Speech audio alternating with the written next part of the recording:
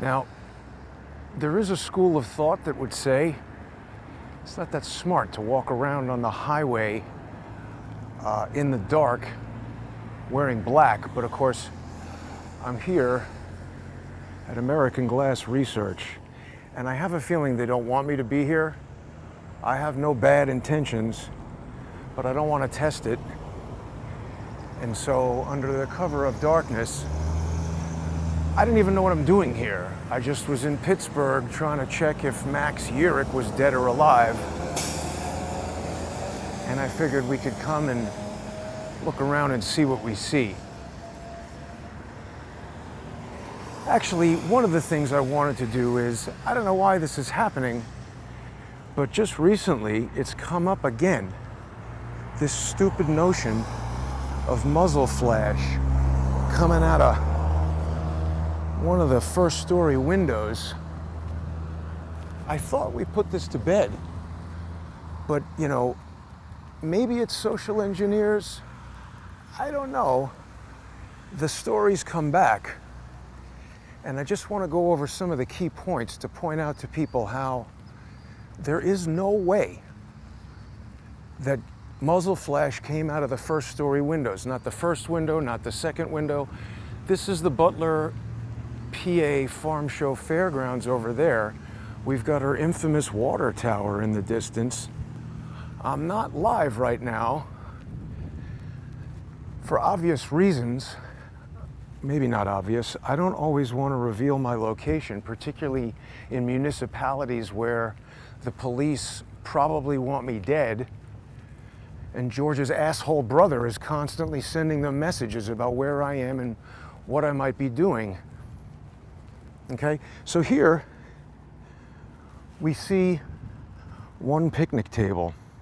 I just walked in the front, and I think that is where we see a video of a guy who they tell us is crooks, but I don't think it is. We're gonna have to number these various Thomas Crook's doppelgangers. Now, it's entirely possible that someone will tell me to get the hell out of here, which I will do if they ask me. It's also rainy and crappy.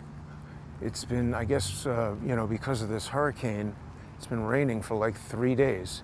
So it's difficult for me to orient myself here because I don't have an aerial view. But I guess if we see that building 6, I don't want to cross any fences that I'm not allowed to. But where are we situated over here? We got another picnic table there.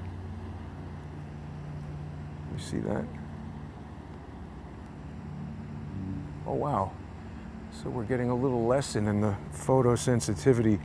Obviously we got a bigger opening on this lens. Maybe we'll stay on that one. All right, wow. Okay. So I think we've got some temporary fencing here that maybe wasn't there. Too bad the Secret Service didn't think of that. Now we saw there were some people hanging around over here. Do we have any security cameras around American Glass Research? I don't know. It's the time of morning where the more I walk around, the more lights should come on. I think I'm getting further away from that building 9. It doesn't seem like this is where people were. That's the parking lot. This is a strange conglomeration of buildings. I guess Unsteady Dave was over here by the fence line.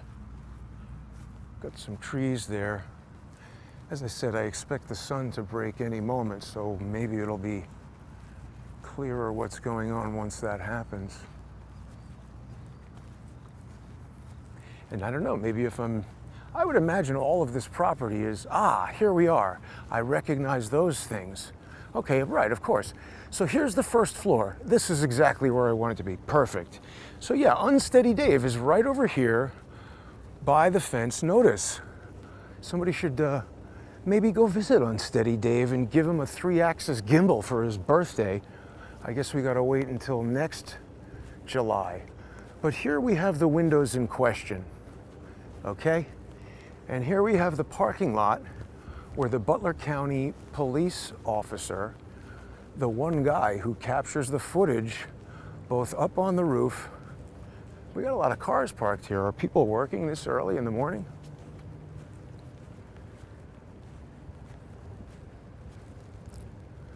I don't want to bother anybody.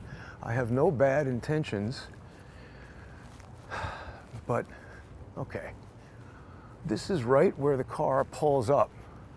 That's going to be building 9. Or what is it? Building, let's see if we can, might be too dark on this lens.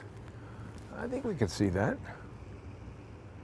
See, and also by not going live, I'm shooting in a high bitrate mode.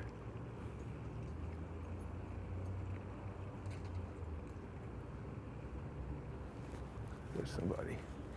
So they might not like me being here. So let's do this quickly. The officer comes around this way. Okay, he runs around here.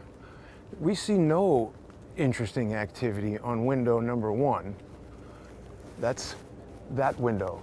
Nothing that I noticed happens there.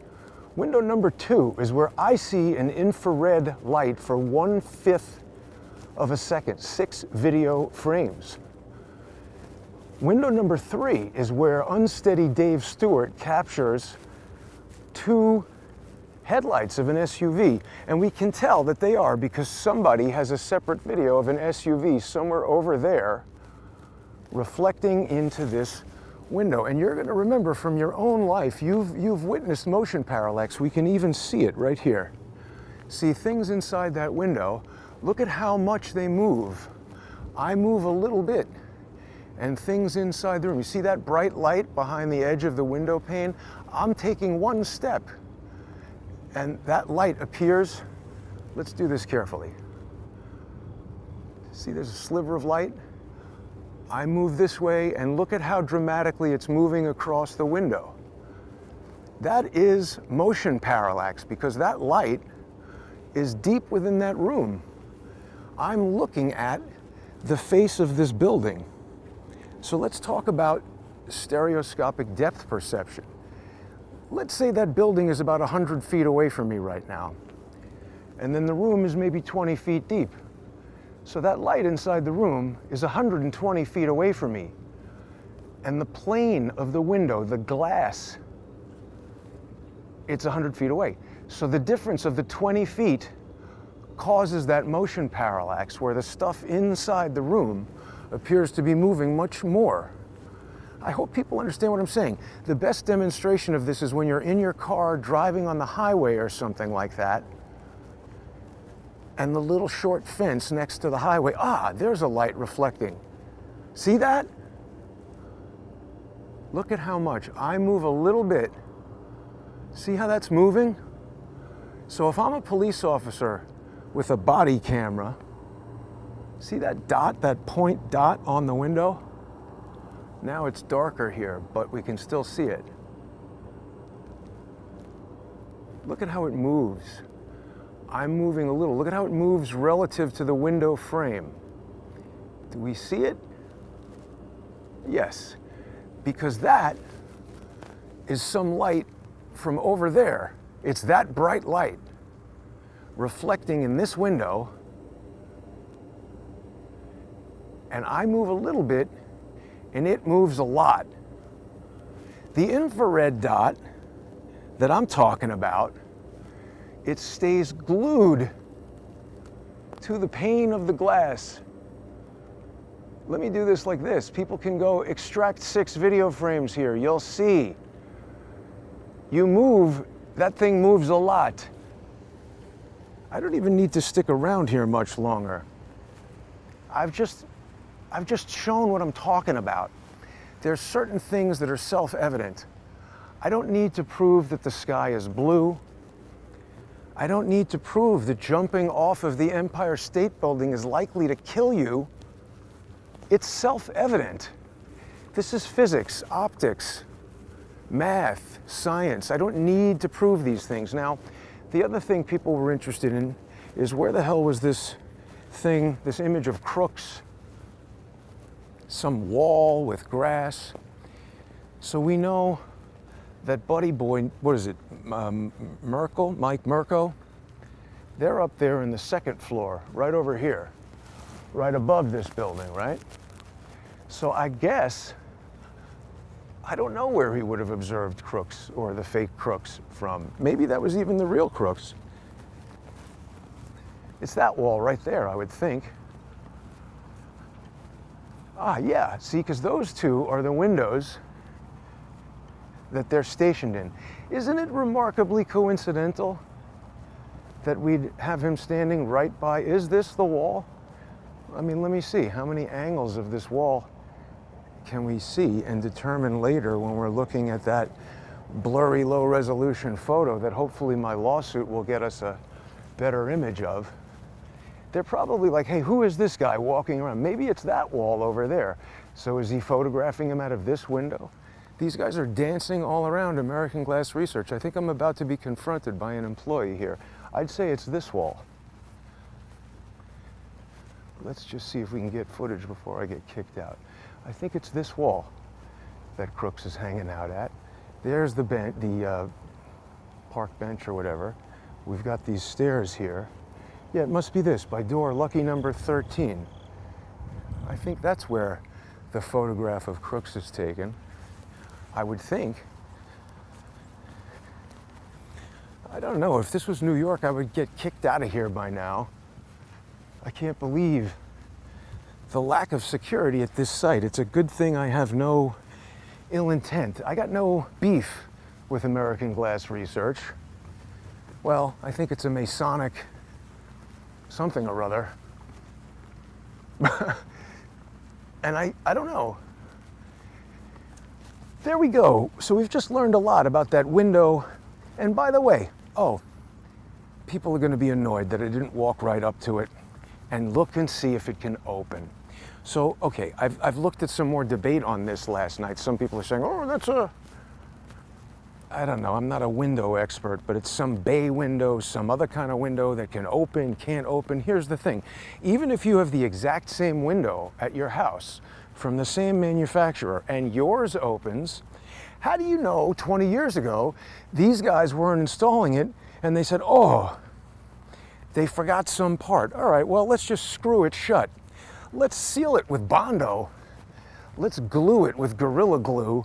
We don't ever want this window to open. Let's weld the damn thing shut. The point of the matter is, Clay Higgins, he's a representative in Congress. He came here, he investigated that window. He used to be a cop, so he's not some dope. He's a guy with professional investigative skills. He looked at it.